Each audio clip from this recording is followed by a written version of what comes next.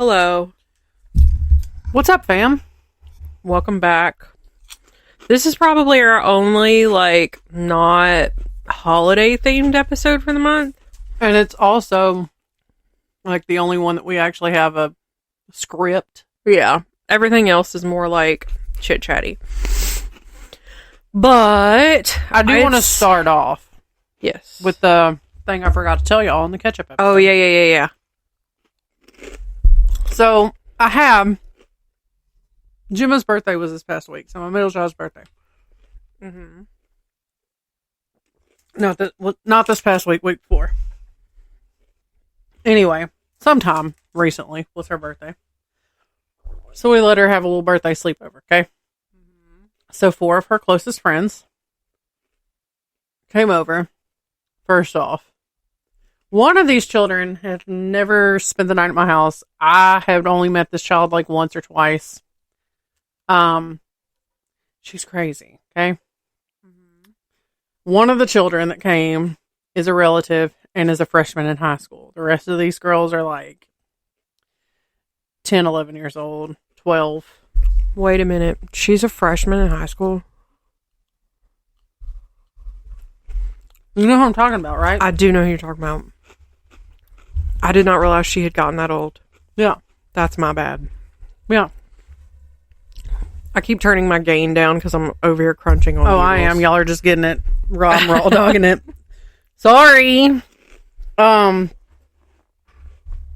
Anyway. She spent the most of the night sitting off to the side looking at these girls like y'all are crazy, and she's bored out of her mind. But she's a trooper. And she comes every year, even though she knows that all these girls are younger than her, but she does it for Gemma. Yeah. Okay? So at one point last night, keep in mind, 2 of these girls that are here are wow. These are the girls that when they're in high school and Gemma says, hey, I'm going to go over to this girl's house to spend the night, we're going to be flipping the location on. Right. God forbid she informs me that they're going to a birthday party, and I'm gonna be like, are there going to be adults? Because they're wild. Okay, I love them. Yeah. I do. They're good kids, but they're wild. Case in point. Yeah. I walk in because the girls were started out in her bedroom, and they were trying to do something, and TJ was like, do y'all need to spread out? Do y'all want to come out here in the living room? Mom and I will go into our room and watch football in there. And so now keep in mind, our room is right next to the living room, so I can still hear everything that's going on. Right. It takes me 0.5 seconds to get to where I was at in the bedroom to the living room. Okay. Yeah. Or at least be able to see what's going on. Right. So they're in there, music's playing, they're laughing and singing and having the greatest time. I get up to go get something to drink or something. And when I step into the room where I can see them, there is a child dancing, standing on my coffee table. Oh, nice. Getting it in early. The freshman in high school sitting on the couch looking at them her mouth is open. And I'm like, you good? She's like, I'm good. So then I text the girl's mom and I'm like, I don't think your child's having as good of a time as everybody else. And she was like, oh, why? And I'm like, well, somebody's dancing on the table. And she was like, what kind of party is this? I'm dying. They had the greatest time. Cut back a week or 2 ago, okay? Mm-hmm. So, in preparation for said party, this tells you what kind of a girl dad TJ is, okay? Yeah. He takes it upon himself, goes to Five Below, buys sheet masks, foot masks, nail polish remover, pumice stones, nail files, the things that you stick in the freezer for the under eye bags. Yeah. All this stuff. Headbands. All this stuff, okay? Forgets to get anything to put them in. I'm like, just buy cheap little paper bags. No big deal. This man goes to the Dollar Tree and buys plastic tubs they say like let it snow on them. Yeah. But they're like little plastic tubs that the girls can use over and over and over. That's for whatever. Cute. That's very cute. I had no help. Yeah. Gemma did not help either. Yeah. This was all him. That's very cute. I was like, that's so cute. But so in all of this stuff that he gets, like each kid's got their own nail polish, their own headband, their own nail files. There was a couple things, and then there was a few things that he only bought one of because it was like one was like a face scrubber. Yeah. He got one of those like things that has the wires on it that you put on your head and it massages it. Oh, with the handle, yeah. He bought one of those. Them are pretty nice. He bought the little under the eye cold things. He bought one set of those. Yeah. Where was I going with that? Oh, and then I noticed that there was a serum. Mm-hmm. These are 10 to 13, 14-year-old girls, okay? Yeah. He buys them a serum that is like an anti-wrinkle serum. Listen, these children are big into skincare. I get it, which I think is weird. I see that, and I was like... Buddy, these are children. And he was like, that's the only thing I could find that was like some type of serum or something. I thought that they would enjoy it. And I'm like, some moisturizer. All right. They had the greatest time, though. Yeah. Dance, laugh, sang. Easton went and spent the night with a friend, and they took over his room and turned it into the glow party room. And they all sat in there. Now, granted, all of them but Gemma have like an actual phone that, you can actually use. Gemma's got a phone, but it works on Wi-Fi only, and she can't make phone calls. Mm-hmm. But all the other girls have like actual phones on plans or whatever, Yeah. And so those girls are talking to friends also, and then Gemma would get on their phones and talk to their friends. Two of the girls apparently did not go to sleep at all last night. Stayed up all night long. And Gemma said at 3:00 this morning she woke up and they were in Gemma's room with the door shut on their phones. Yeah. TJ says they were asleep when he walked through at 6:00 this morning. Well, that's good. But I don't know. But it was core memories though. Right. Core memories. Right. She's going to remember that for the rest of her life. Cuz like she loves those birthday I had sleepovers. one sleepover like that growing up, and I still think about it and I still remember it, and I saved like one of the party napkins from that birthday. I had a sleepover one time for my birthday. My birthday was really hard to do sleepovers for. Yeah, because it was like the holiday weekend. Yeah. But I just looked down at the score of the game and it's tied. That's not good. Anyway, I had a sleepover one time, and one of the girls had head lice. Oh no. Yeah, I went on another sleepover. I don't know if you were there or not. It feels like you would have been, based on the people that were there. But not everybody stayed the night that came, though. But I did stay the night. I hated it. Did not like sleeping in a tent in the driveway. It wasn't.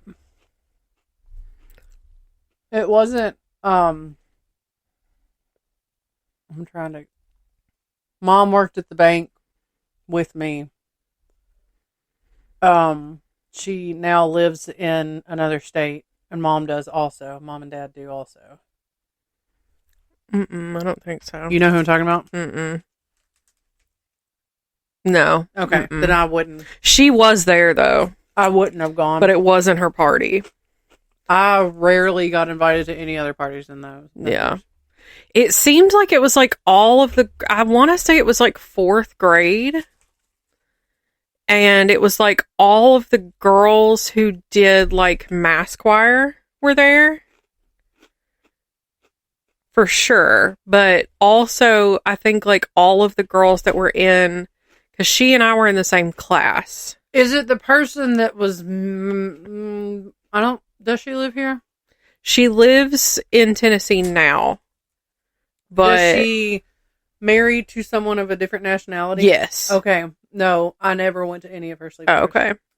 Because I knew she had like... It was like a whole birthday party.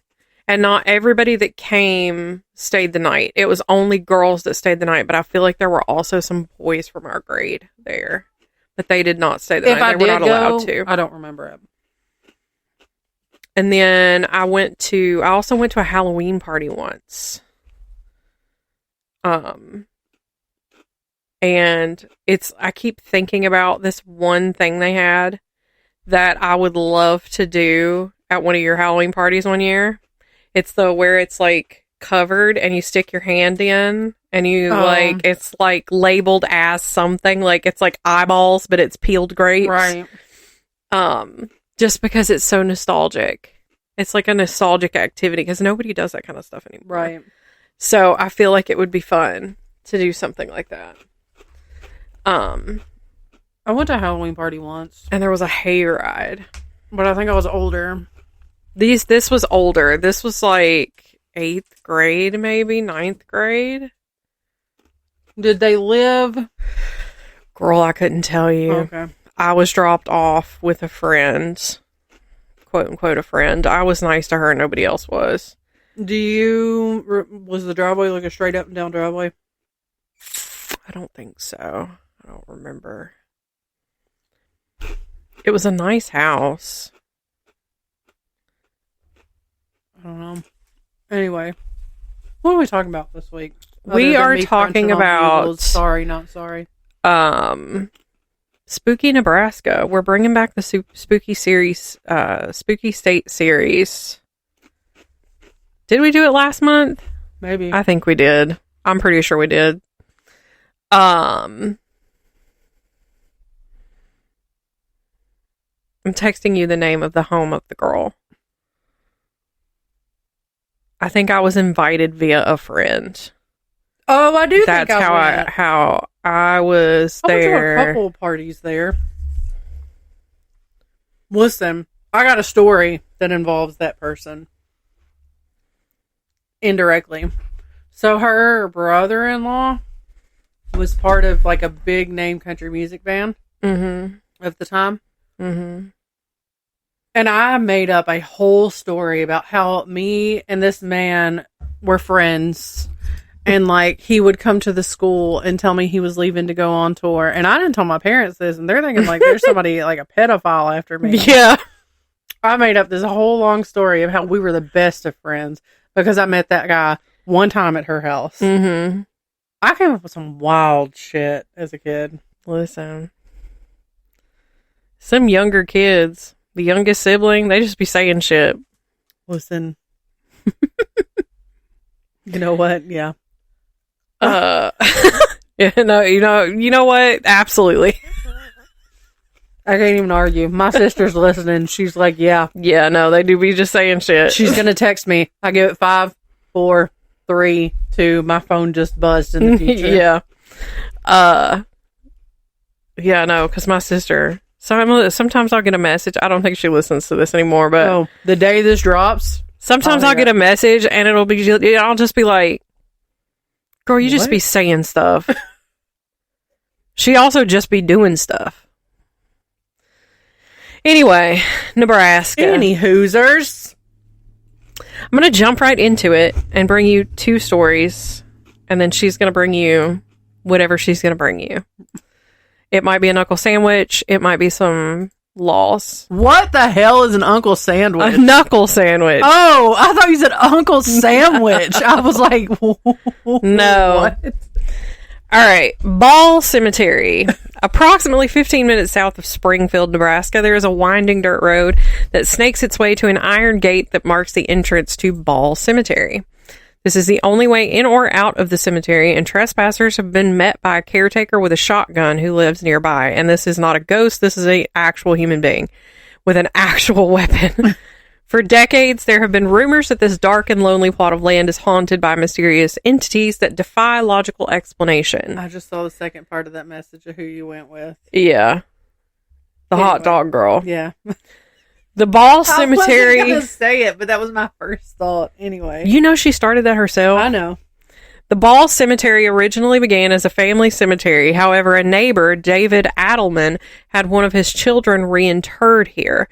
That makes the oldest grave marker dated 1869 and predates the establishment of this cemetery. Among those buried here is William Rattlesnake Pete, and he was described in newspaper articles from 1938 and 1939 as the famous former United States Marshal, Springfield Marshal, and implement dealer who left here to join Buffalo Bill and later died on the West Coast, was brought back to Ball Cemetery for burial. He was one of the more colorful characters of the Old West. He featured his famous bicycle handlebar mustache. That is the way that it was described in the article. Okay. But despite failing, he was one of the fastest on the draw of the U.S. Marshals. Beyond the actual people buried here in the cemetery, the grave markers are intriguing as they illustrate some of the earliest art and written history that is associated with Nebraska during the pioneer era. In general, grave markers say as much about society as they do about the family and loved ones they have buried here. For example, there are photos of a tree stump grave marker, which one of our local cemeteries has a tree stump grave marker. And the one here symbolizes an organization of some sort.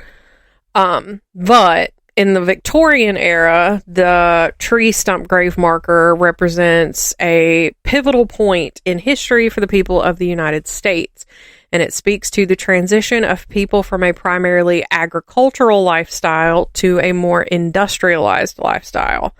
The move from the Victorian era ideals to a more modern lifestyle.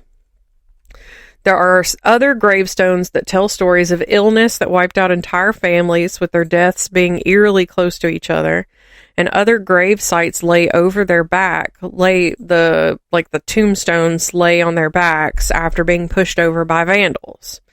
And I don't think it needs to be said, but please be mindful that if you do intend to visit, this cemetery is on private property and is looked after with an eagle eye.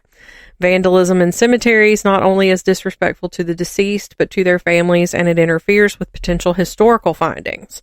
Ball Cemetery has had a very long history of vandalism, and I am not shocked that the family has totally privatized the cemetery. People have said that they were welcome here, but that they did reach out to the property owners first to establish a friendly connection and not just show up in the middle of the night. Ball Cemetery has been known as a hotbed of supernatural activity for a very long time. I think it was even mentioned in a supernatural episode. On Google. And, but it has become a popular spot for people to break into. The legends around the hauntings in Ball Cemetery are so well known that sites, that do not typically talk about the paranormal have even written about this cemetery, with several websites claiming that Ball Cemetery is the #1 most haunted location in the entire state of Nebraska. And circling back to vandals, there is one who is said to be more than just a random angry man. He is reported to be a spirit. Witnesses have claimed to see a tall, ghostly man knocking over gravestones in anger, and he is said to disappear right after the desecration has ended. There are many photos that show orbs of light that are said to be prevalent throughout the cemetery, and there are occasionally full-bodied figures seen in photos standing behind teenagers in the dark of the cemetery. Others say that they have had strange symbols left on their vehicles when they have stopped to explore the grounds. Paranormal investigations have been conducted in the cemetery, and many have resulted in much evidence. There have been recordings of cries in the night, and sometimes there are outright screams or even laughter at times. Even though this cemetery is said to be so haunted, there are not a lot of written accounts of the actual hauntings that I could find. And many of the websites that I did find all say the same thing, even word for word at some point. It's very much like all of these blogs have just regurgitated the exact same information. Some of them change it, some of them don't. But just another reminder to be respectful when visiting these types of areas, especially final resting places. The damage done here by vandals over the years is very apparent, and family have reported that they have had to clean empty beer bottles from their loved ones' graves and even had to stand some monuments back up. So just in case. The Ball Cemetery, according to Google. Yeah. Okay. Word for word. Ball Cemetery, you were likely thinking of as Stoll Cemetery. Oh, okay. Which is featured prominently in Supernatural as the location for the final showdown between Lucifer and Michael. Yeah. While the show uses Stoll Cemetery, which is located near Lawrence, Kansas, many viewers might recall the Ball Cemetery name due to a mix-up with Ball Cemetery near Springfield, Nebraska, which is another famous location. Gotcha. Okay, yeah. I wasn't sure if Ball... I knew Stoll Cemetery was part of Supernatural, but I wasn't sure if Ball Cemetery was, but it makes sense that it wasn't, and it's just, right, a similar name. All right. Number 2, Captain Bailey House Museum.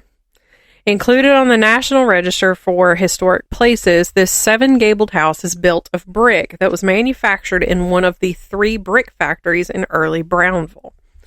Originally built as the residence of Captain Benson M. Bailey, I really like the name Benson, who was a distinguished Union officer in the Civil War. Initially, the Bailey House was perched near the Missouri River.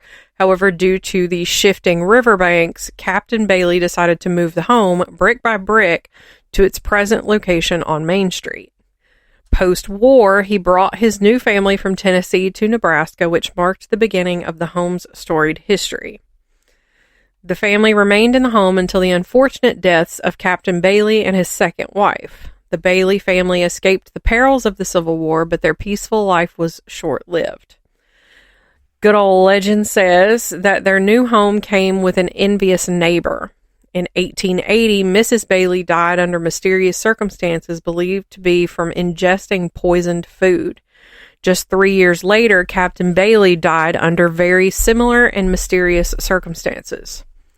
Both deaths remain unsolved mysteries, and no one was ever charged in their deaths, which just adds another level of mystique to the home's history. After the deaths of the Baileys, the property changed hands several times until it was acquired by the Brownville History Society and was restored to its original state. It serves today as a museum and showcases artifacts that offer a glimpse into what life would have been like in the early 19th century. With unresolved death comes a ghost story or two, and the Bailey House Museum has not been the exception. Both visitors and locals have reported encountering the spirit of Captain Bailey, who is said to still roam around his former home. Reports include seeing the captain's apparition, hearing unexplained piano music, flickering lights, and doors that move on their own. One of the more spooky tales of activity is at the door of the room where Captain Bailey's body was found. This door is said to slam shut with much force behind it on its own. Not only is the Bailey House Museum a good place for those seeking out the paranormal, but also those who are fascinated by the rich history that lives there as well. Dun, dun, dun. Dun, dun, dun. All right, so let's get into the laws. Number 1, the first one I have, donut holes may not be sold in the city of Lee. Wonder why that is. I don't know. Sneezing or burping is illegal during a church service in the city of Omaha. I wonder what a fart would get you. Jail. Straight to jail. This one cracks me up. Mm-hmm. Okay? Mm-hmm. People with gonorrhea aren't allowed to get married. Who's checking? Y'all still require blood tests? I mean, that's curable, though. Yeah. Whale fishing is illegal. I bet that law was pre-cure, though, if I had to guess.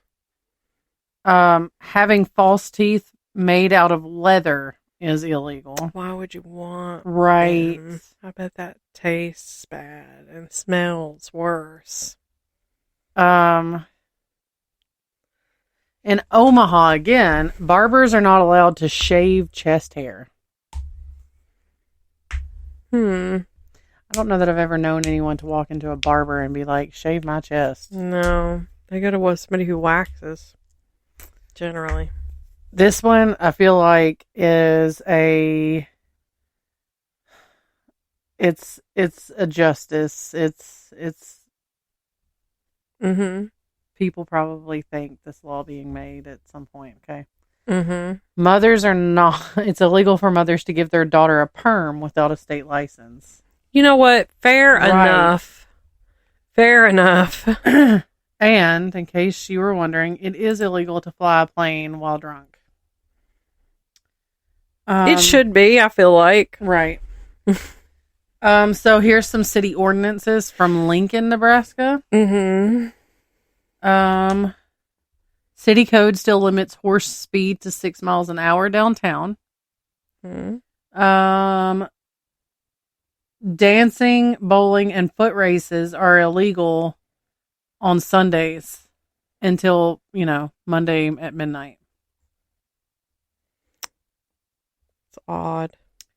It's early settlers wanted Sabbaths to be quiet. Oh, so it's a religious thing. Yeah. Yeah.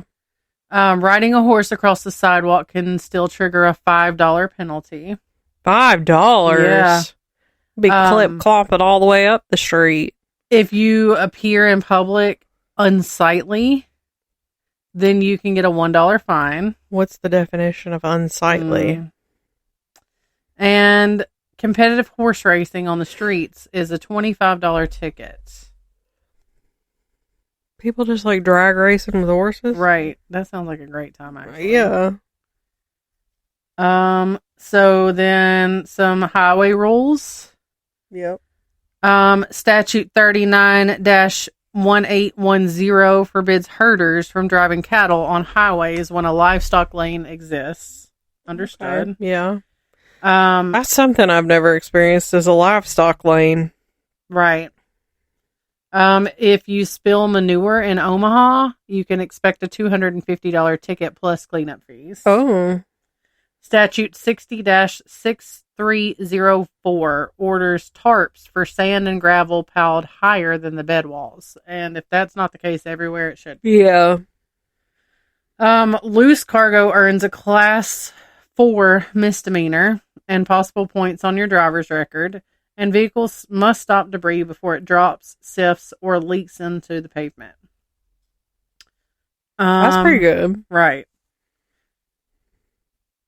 You are not allowed to, in the state of Nebraska, Statute 53-123.04 solves the problem of over drinking. Mm-hmm. You are only allowed to have 1 bottle of wine with your dinner. That's probably a good thing. Because, I think that's what hold on. You cannot linger over every drop. Hold on. Dining out in Nebraska pairs steak with a generous wine menu. Yet you cannot linger over every drop. State statute, blah, blah, blah, solves that problem with a neat 1 bottle rule. Finish dinner, ask the server to reseal your open wine, and watch them slip the bottle into a tamper-evident bag. Drivers then stash the package in the trunk or behind the last upright seat. So it's basically an open container law. Right. Where it's like, they know they've got to put it in this bag. If it's not in this bag, you're getting a ticket or going to jail. Yeah. And then Nebraska limits the show, like fireworks shows, to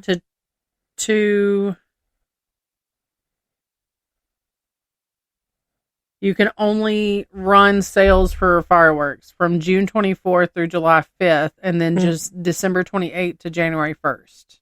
We have the same one here. Yeah. Yeah. Nebraska only has... But luckily, we're not too far from the state line, and we can just go buy fireworks. Nebraska only has, like, 1 local lottery, Keno. Yeah.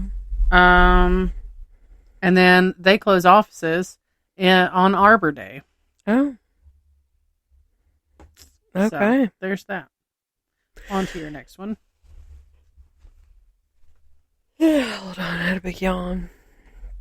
Use of my turn? Is it my turn? Okay. So for my next one, let me just start by saying that every single time I started to search for this place, my laptop became so incredibly glitchy that it was pissing me off. It was the day that I was being rage baited all day.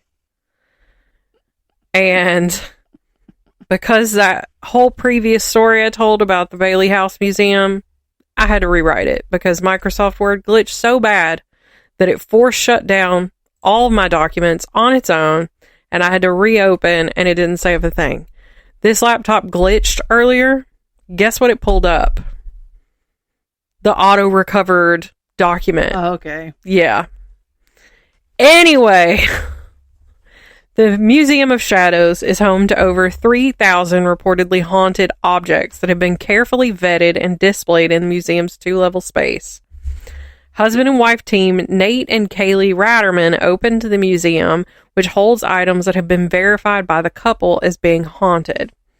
In 2021, the Omaha Magazine reported that the process includes general research, such as looking up crime records, if the item was ever part of a murder. The two also use paranormal equipment that can detect electromagnetic disruptions, and the two will also turn the cameras on the artifacts and determine if they move on their own. The museum holds haunted dolls, medical artifacts, and a number of Ouija boards, just to name a few, and each item helps the museum earn its title of the most haunted museum in the world, and I'm sure that this doesn't bother Zach Bagans at all. You know, okay, so TJ had to go to Vegas.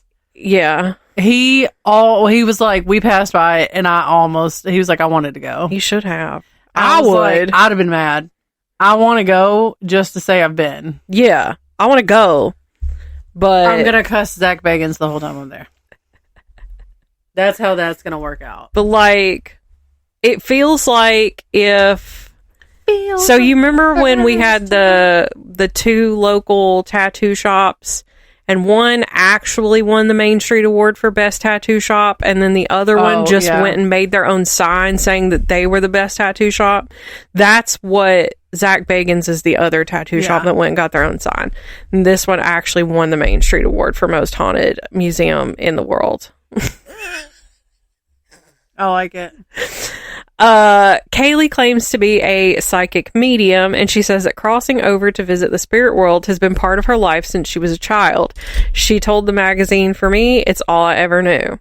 Her husband, Nate, was a self-described skeptic until a move in 2006 to a home with so much unexplained phenomena that it convinced him that there had to be something beyond his understanding at play. The couple are now fully immersed in the spirit world and began to collect haunted artifacts. The collection grew to be so large that in 2016 they knew they had to open a museum. The couple still collects artifacts and will sometimes travel in order to pick up items, and sometimes the objects will find them. People will mail in items that they suspect may be haunted. The collection of haunted objects all in one spot have left visitors reporting the feeling of an otherworldly presence. One visitor reported that they were scratched by an unseen hand. Other visitors have said that they have seen doors open by themselves, objects move on their own, and some have reported seeing full-bodied apparitions. If visiting the haunted museum weren't enough, the Rattermans offer the Sit Challenge. People who are brave enough to take on the challenge are led into the museum's basement, where even more intense objects are stored.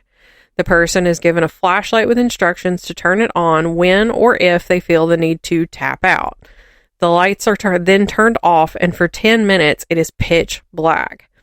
The Rattermans take the ghostly happening seriously, and Nate even has a side business where he helps those who are experiencing paranormal activities in their homes.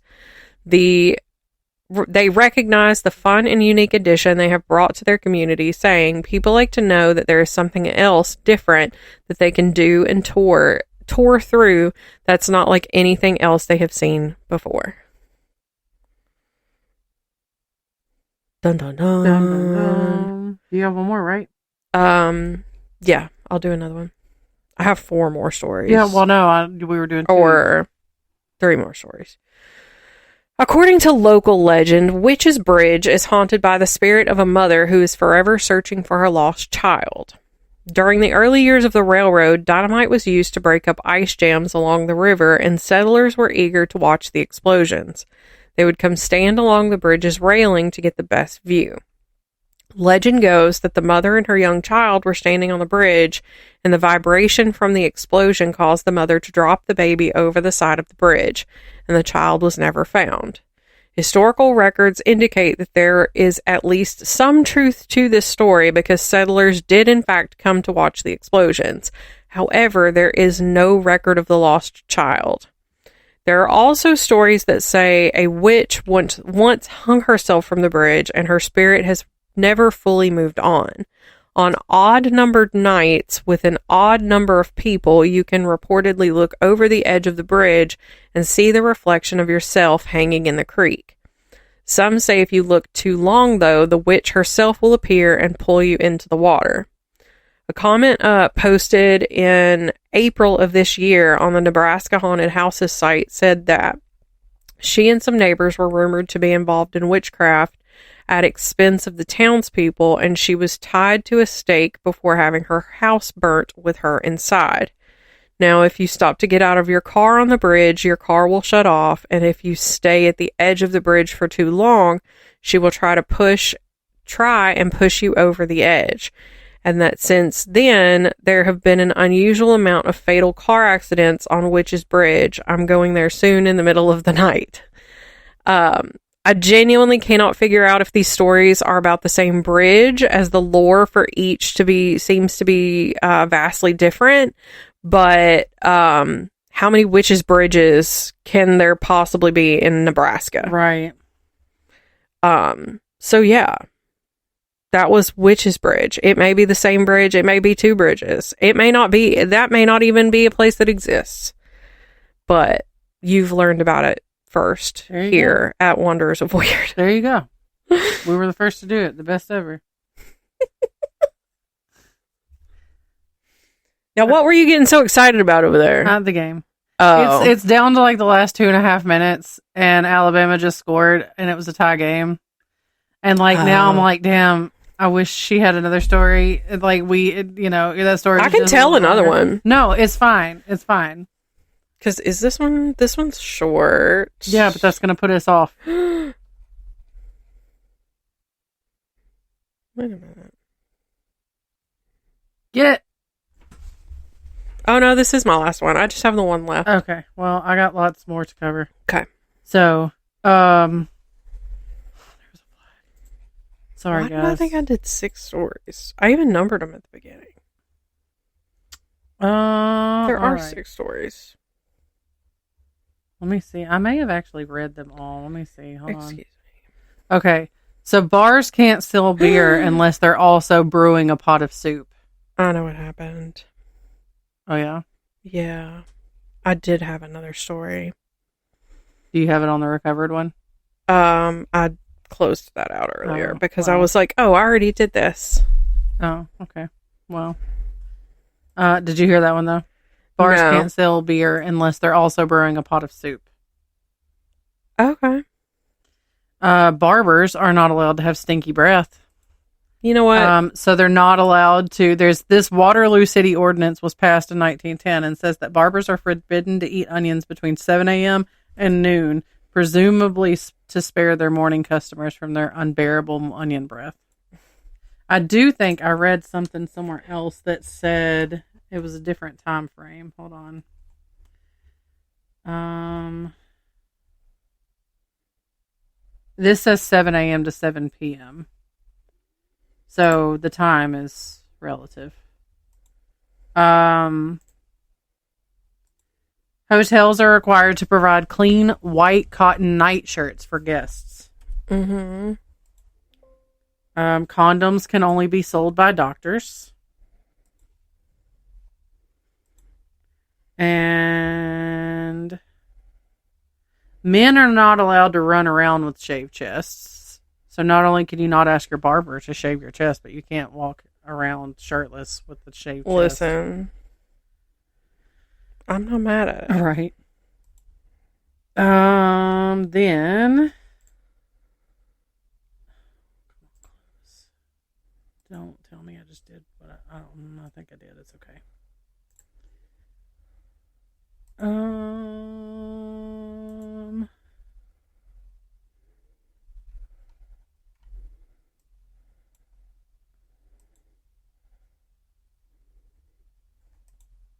Oh, I think that was the last one I had. Yep. Okay. And then I've got inventions after that, but I'll do that after you're done with this other one.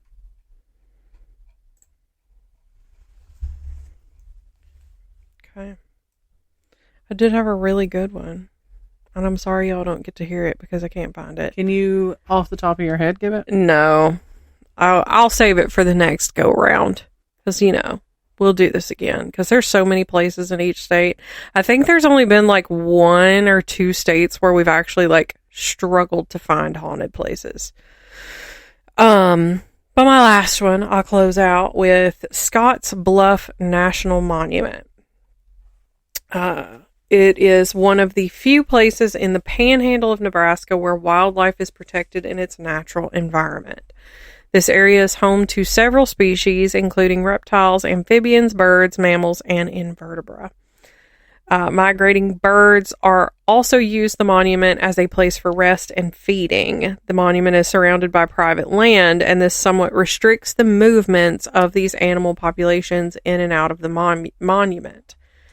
Larger prairie animals like grizzly bears, bison, and elk are totally gone from the monument and will most likely never return. There are currently 21 species of fish, 6 amphibians, 7 reptile, 126 bird, and 29 mammal species that have been identified within the monument. This monument towers 800 feet above the North Platte River and has served as a landmark for countless communities, from Native Americans to pioneers of the Oregon Trail to modern-day travelers who are passing from one side of the country to the other. There is a mysterious side to this beautiful national monument, though. At midnight, it has been reported that a strange woman dressed in all white can be seen wandering at the base of the bluff. No one knows her name, and no one knows what she is doing at the monument, and no one has ever been able to get close enough to really get a good look at her before she totally disappears. And her most active time is during the end of July into the beginning of August each year. And, it isn't a Spooky State episode without a woman in white. There it is. I really felt like closing out with that one, because I initially read it and I was like, that's not very good. That's not a very good one. And then I was like, hold up. I neglected to put a woman in white in the last episode for, was it Montana? Mm-hmm. So I had to include one in this one. It's short, sweet, to the point, but it is a woman in white nonetheless. So that is your Spooky State. There you go. Now, inventions that came from Nebraska. Strap in. Okay. Vice grips.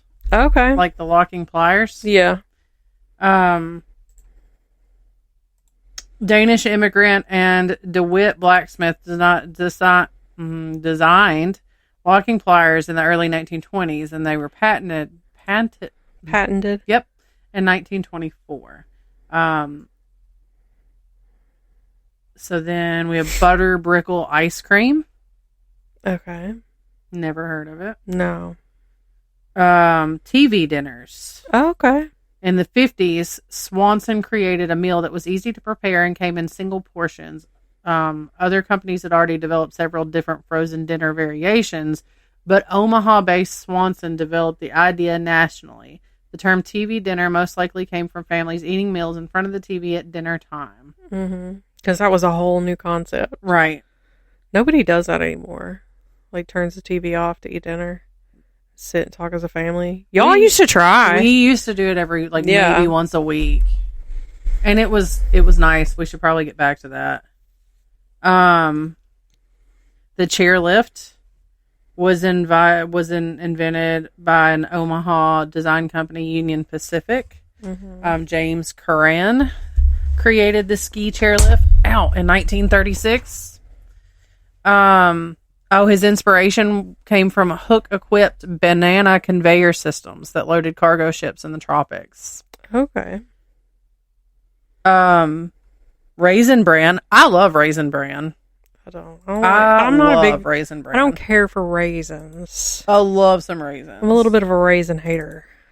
They're okay, but not my first choice. Top 40 radio stations. Yeah. Radio back in 1949, radio was still many Americans' main form of entertainment. The Storrs family decided to purchase a radio station in Omaha and named Todd Storrs as the manager of KOWH. And instead of playing soap operas or talk shows, they opted to play popular music. Okay. Kool-Aid was invented. Edward E. Perkins began mixing up potential products in his mother's Henley kitchen at age 12 or 13. He sold several products, including a tobacco habit remedy, and moved his wife to Hastings in 1920. And in 1927, he mixed up the first packet of what would become Kool-Aid, inspired by a drink concentrate called Fruit Smack. Okay.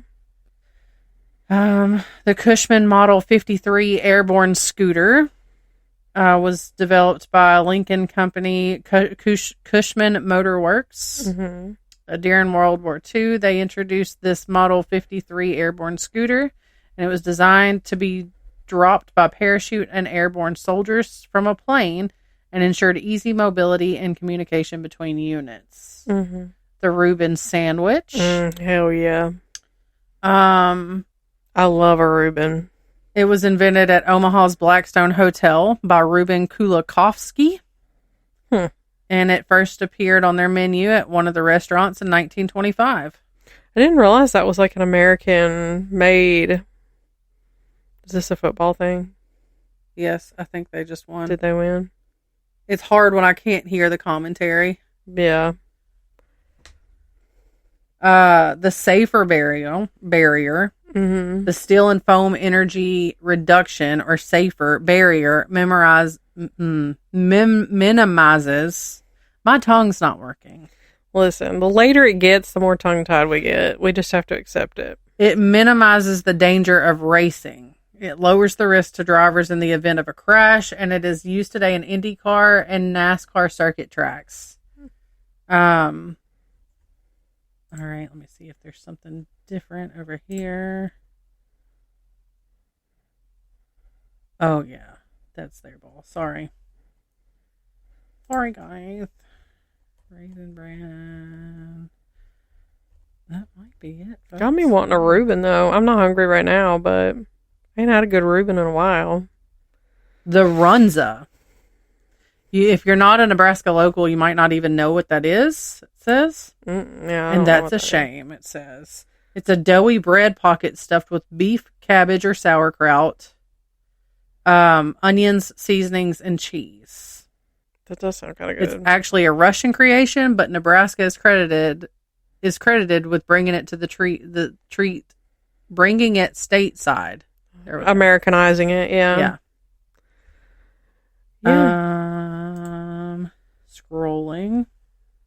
Scrolling.